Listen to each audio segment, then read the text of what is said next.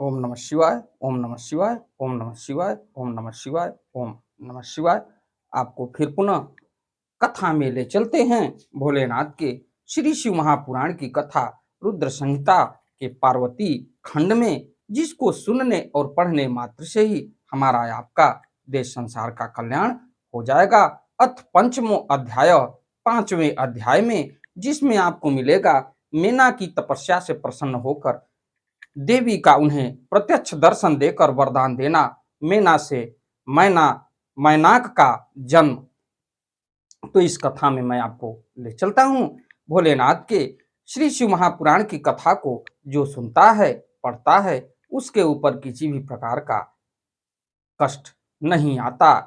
ये भोलेनाथ की महिमा है। और किसी समय की बात है, जब प्रतिबिंब के रूप में भोलेनाथ ने अपना रूप दिखाया, तो उस रूप को देखने के लिए और उस स्तंभ को देखने के लिए परमपिता ब्रह्मा और भगवान विष्णु के बीच वर्चस्व के लिए लड़ाई हुई कि हमसे बड़ा कोई नहीं है। ये परमपिता ब्रह्मा कह रहे हैं और इधर विष्णु भी कह रहे हैं कि हमसे बड़ा कोई नहीं है उस स्तंभ को देख के। तो उस समय देखा जाए तो परमपिता ब्रह्मा हंस का रूप धारण करके उस स्तंभ का पता लगाने के लिए, ये आखिर क्या है, ये कौन है, और दोनों लोगों के बीच वर्चस्व के लिए धरती के पालनहार भगवान विष्णु भी पाताल लोक के लिए दोनों लोगों में वार्तालाप हुई कि आप जो है कि आकाश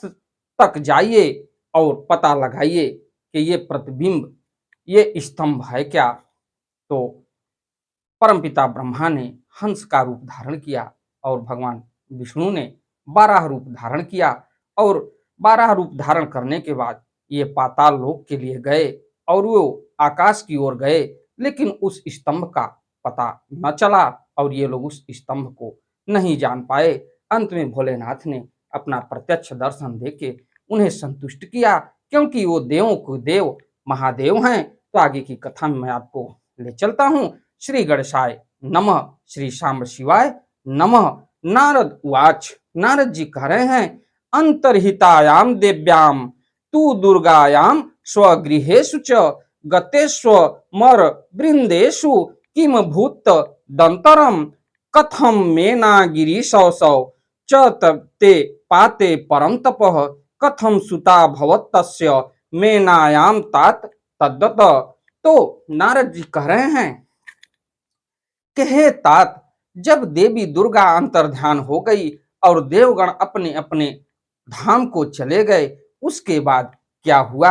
हे तात, मैना तथा हिमाचल ने किस प्रकार कठोर तप किया और भगवती किस प्रकार मैना के गर्भ से उत्पन्न होकर उन हिमाचल की कन्या हुई, उसे आप कहिए। तो ये नारद जी परमपिता ब्रह्मा से कह रहे हैं कि जब देवताओं को माता ने अपना दिव्य दर्शन दिया और वो देवता अपने अपने स्थान को चले गए, तो हिमालय और मैना ने किस प्रकार से तपस्या की जिससे माता का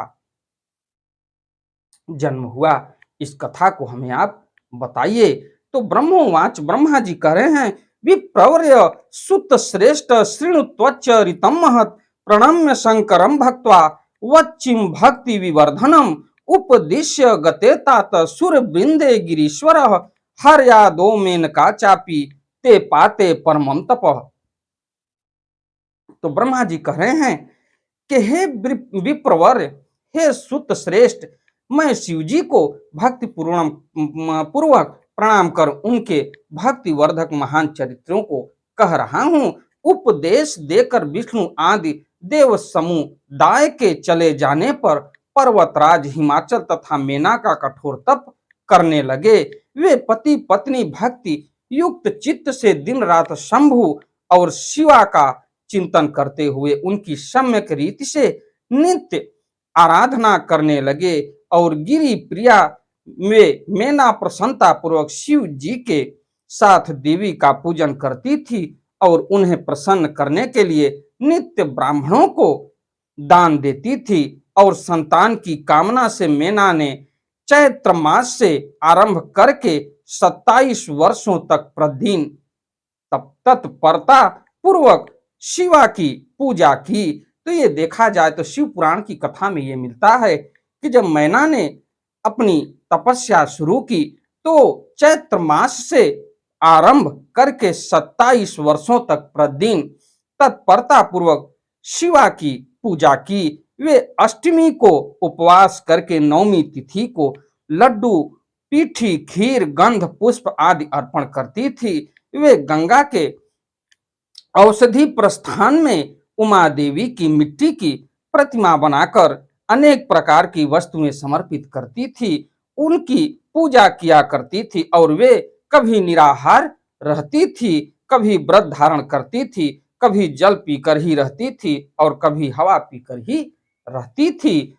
और उसके बाद इस प्रकार विशुद्ध तेज से दीप्तिमती मेना ने प्रेम पूर्वक शिवा में चित्त लगाते हुए 27 वर्ष व्यतीत किए और 27वें वर्ष की समाप्ति पर जगन्मयी जगत जननी शंकर कामिनी उमा अत्यंत प्रसन्न हो गई और मेना की उत्तम भक्ति से संतुष्ट होकर परमेश्वरी देवी उन पर अनुग्रह करने के लिए उनके सामने प्रकट हुई। तपस्या से वो संतुष्ट हुई, माँ जगदम्बा और उनके सामने प्रकट हुई और तेजो राशि के बीच में विराजमान तथा दिव्य अवयवों से संयुक्त उमा देवी प्रत्यक्ष होकर मेना से हंसती हुई कहने लगी। दिव्य उवाच, माँ देवी क्या कह रही हैं? वरम ब्रूहि महासाध्वी यत्ते मनसी वर्तते सुप्रसन्ना च तपसा तवाहम गिरि कामिनी यत् प्रार्थितम तत्त्वया मेने तपोव्रत समाधिना दासे ते हम च तत्सर्वम वांछितम यद्यदा भवेत्। तो देवी कह रही हैं कि हे महासाध्वी, जो तुम्हारे मन में हो वो वर मांगो। ये माता प्रकट होके मैना से कह रही हैं, हे गिरि कामिनी, मैं तुम्हारी तपस्या से बहुत प्रसन्न हूं। हे मैना, तुमने तपस्या, व्रत और समाधि के द्वारा जो प्रार्थना की है वह सब मैं तुम्हें प्रदान करूंगी और जब भी तुम्हारी जो इच्छा होगी वह भी दूंगी। तब उन मेना ने प्रत्यक्ष प्रकट हुई कालिका देवी को देखकर प्रणाम किया और यह वचन कहा। मेनो वाच, मैना कह रही हैं, देवी प्रत्यक्षतो रूपम दृष्टम तव मयाधुना त्वामहम स्तुतोमिच्छामि प्रसन्ना भव कालिके। तो मैना बोली, हे देवी, इस समय मुझे आपके रूप का प्रत्यक्ष दर्शन हुआ है, अतः मैं आपकी स्तुति करना चाहती हूँ। हे कालिके, आप प्रसन्न हो। तो ब्रह्मोवाच, ब्रह्मा जी कह रहे हैं, अथ साम्येन्य इत्युक्त्वा कालिका सर्वमोहिनी बाहुभ्याम सुप्रसन्नात्मा मेन काम परि सस्वजे। तो ब्रह्मा जी कह रहे हैं कि हे नारद, मेना के ऐसा कहने पर सर्वमोहिनी कालिका ने अत्यंत प्रसन्न चित्त होकर अपनी दोनों बाहों से मेना का आलिंगन किया और तत्पश्चात मेना को महाज्ञान की प्राप्ति हो गई और वे प्रिय वचनों द्वारा भक्ति भाव से प्रत्यक्ष हुई शिवा कालिका की स्तुति करने लगी। मेना वाच, मैना बोल रही हैं, महामायाम जगद्दात्रीम चंडिकाम लोकधारिणीम प्रणमामि महादेवीम सर्व कामार्थ दायिनीम। तो उसके बाद मेना बोल रही हैं, मैं महामाया जगत का पालन करने वाली, चंडिका लोक को धारण करने वाली तथा संपूर्ण मनोवांछित पदार्थों को देने वाली महादेवी को प्रणाम करती हूँ। नित्य आनंद प्रदान करने वाली माया योग निद्रा जगत जननी सिद्ध स्वरूपिणी तथा सुंदर कमलों की माला धारण करने वाली देवी को सदा प्रणाम करती हूँ। और माता मही मही नित्य आनंद प्रदान करने वाली, भक्तों के शोक को सर्वदा विनष्ट करने वाली तथा नारियों एवं प्राणियों की बुद्धि स्वरूपिणी देवी को मैं प्रणाम करती हूँ। आप यतियों के बंधन के नाश की हेतुभूत ब्रह्म विद्या हैं, तो मुझ जैसी नारियां आपके प्रभाव का क्या वर्णन कर सकती है। अथर्ववेद की जो हिंसा है वह आप ही हैं।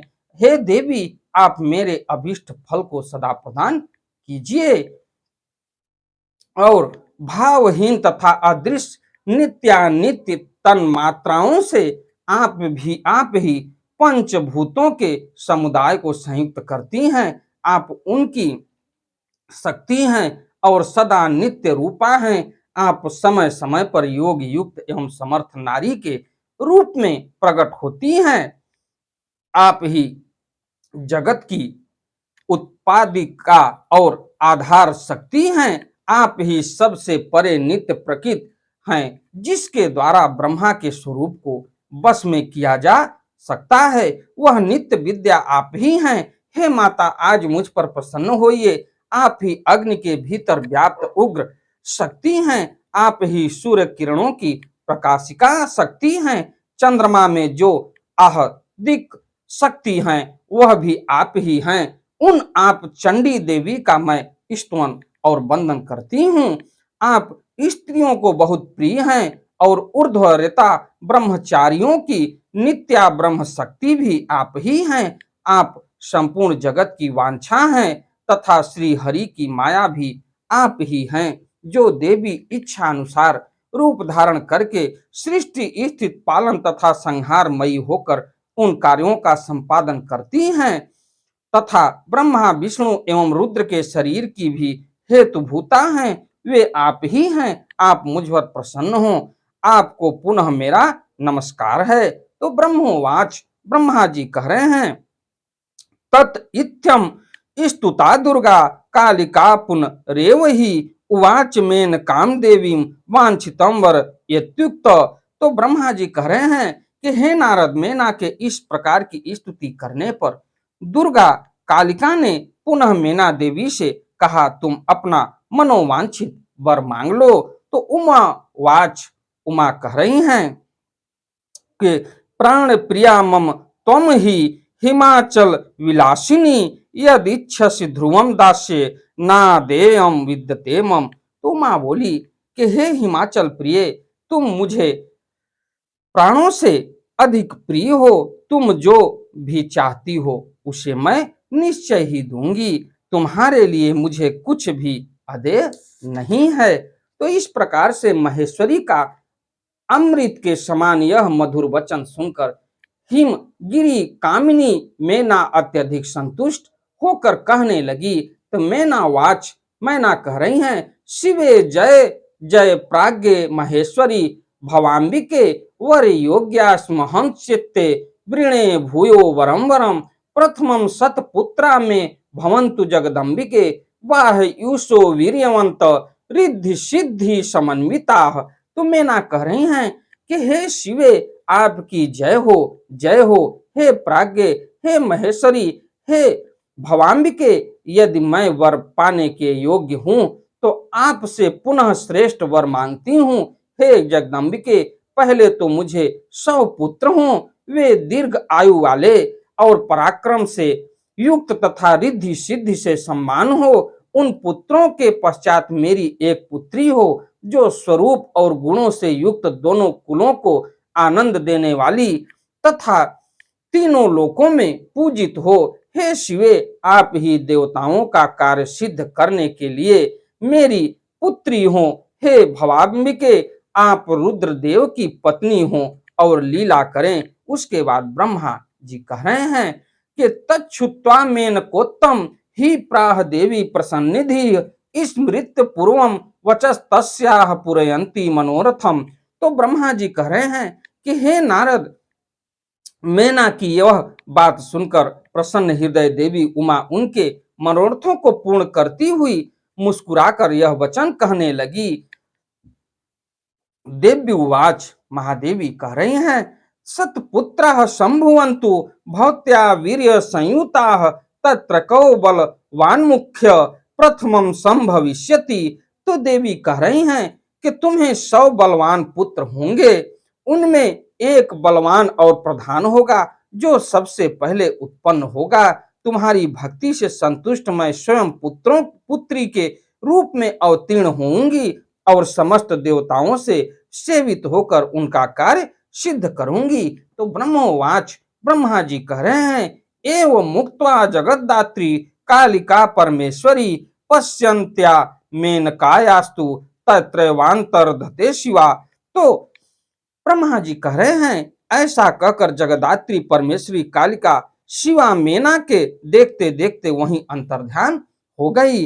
हे तात महेश्वरी से अभिष्ट वर पाकर मेना को भी अपना अपार हर्ष हुआ और उनका तपस्या जनित क्लेश नष्ट हो गया और अत्यंत प्रसन्न चित्त साध्वी मेना उन दिशा में नमस्कार कर जय शब्द का उच्चारण करती हुई अपने स्थान को चली गई। ऐसे तो मेना के प्रसन्न मुखमंडल से ही हिमवान को सारी बातों की जानकारी हो गई। फिर भी मेना ने अपने मुख से वरदान की सारी बात पुनरुक्त वचनों के समान हिमालय से पुनः कह दी और मेना का वचन सुनकर पर्वतराज हिमालय प्रसन्न हुए और उन्होंने शिवा में भक्ति रखने वाली अपनी उन प्रिया की प्रेम पूर्वक प्रशंसा की। हे मुने, तत्पश्चात काल क्रम से उस दोनों के सहवास में प्रवृत्त होने पर मेना को गर्भ रह गया और वह प्रतिदिन बढ़ने लगा और समयानुसार उन्होंने एक उत्तम पुत्र को जन्म दिया जिसका नाम मैनाक था और उसने समुद्र के साथ उत्तम मैत्री की। वह अद्भुत पर्वत नाग बधुओं के विहार का स्थल बन गया। तो देखा जाए तो रामचरितमानस की कथा में ऐसा मिलता है कि जब प्रभु श्री राम ने महावीर बजरंगबली को आदेश दिया माता वैदेही की खोज के लिए, तो जब समुद्र को लांग रहे थे तो सर्वप्रथम मैनाक पर्वत समुद्र से निकले और उन्होंने अपना परिचय बताया कि आप हमारे इस स्थान पर विश्राम कर लें। मैं मैनाक पर्वत हूं, मैं कोई राक्षस नहीं हूं। लेकिन महावीर बजरंगबली ने कहा कि जो प्रभु श्री राम का नाम लेके किसी कार्य को करता है उसे कोई थकावट नहीं होती। मैं उनका कार्य शीघ्र ही पता लगा के आपसे अवश्य मिलूंगा। तो यही मैनाक पर्वत थे। तो देह देवर से जिस समय इंद्र ने पर्वतों पर क्रोधित होकर उनके पंख काटना प्रकार प्रारंभ किया, उस समय वज्र द्वारा कटे हुए पर्वतों के पंखों को देखकर वह मैनाक वेदना से अनभिज्ञ ही रहा और पंख युक्त ही रहा। हिमालय के 100 पुत्रों में मैनाक सबसे श्रेष्ठ और महाबल तथा पराक्रम से युक्त था। अपने आप प्रकट हुए समस्त पर्वतों में एकमात्र मैनाक ही पर्वतराज थे। पद पर अधिष्ठ हुआ और उस समय हिमालय के नगर में महान उत्सव हुआ। दोनों पति पत्नी अत्यधिक प्रसन्नता को प्राप्त हुए और उनका क्लेश नष्ट हो गया। उन्होंने ब्राह्मणों को दान दिया तथा अन्य लोगों को भी धन प्रदान किया और शिव के चरण युगलों में उन दोनों का अत्यधिक स्नेह हो गया। इसी के साथ मैं आगे की कथा में मैं आपको ले चलूंगा। इति श्री शिव महापुराणे द्वितीयायाम रुद्र संहितायाम तृतीय पार्वती खंडे मेना वर लाभ वर्णनम नाम पंचमो अध्याय। इस प्रकार श्री शिव महापुराण के अंतर्गत द्वितीय रुद्र संहिता के तृतीय पार्वती खंड में मेना की वर प्राप्ति का वर्णन नामक 5वां अध्याय पूर्ण हुआ। अगली कथा में मैं ले चलूंगा आपको 6ठे अध्याय में, जिसमें मिलेगा आपको देवी उमा का हिमवान के हृदय तथा मेना के गर्भ में आना और गर्भावस्था को देवी का देवताओं द्वारा स्तवन देवी का दिव्य रूप में प्रादुर्भाव और माता मेना से वार्तालाप तथा पुनः नवजात कन्या के रूप में परिवर्तित होना। इस कथा में मैं आपको ले चलूंगा। अपने वाणी, अपने चैनल, अपने वीडियो के माध्यम से हमारी कथा, हमारी वीडियो आपको अच्छी लगे तो वीडियो को लाइक करिए, शेयर करिए, चैनल को सब्सक्राइब करिए, बेल आइकन दबाना ना भूलिए, जिससे हमारी कोई भी महत्वपूर्ण धार्मिक वीडियो आप तक शीघ्र पहुंचे। आपका दिन मंगलमय हो। चलते चलते एक बार प्रेम से बोलिए ओम नमः शिवाय, ओम नमः शिवाय, ओम नमः शिवाय, ओम नमः शिवाय। धन्यवाद।